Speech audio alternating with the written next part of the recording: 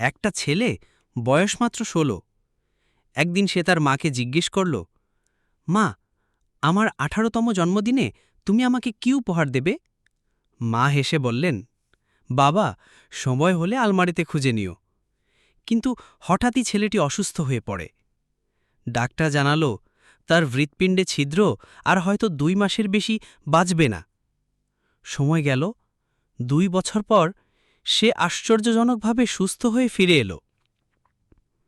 কিন্তু ঘরে ঢুকেই জানল তার মা আর নেই।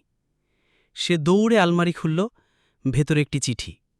চিঠিতে লেখা ছিল, বাবা, তুমি চিঠি পড়ছ, মানে তুমি সুস্থ।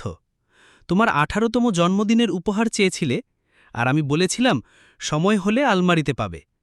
তাই আমি আমার হৃৎপিণ্ড তোমাকে দিয়েছি। এটাই তোমার ১৮তম জন্মদিনের উপহার, যাতে তুমি বাঁচতে পারো। শুভ জন্মদিন বাবা।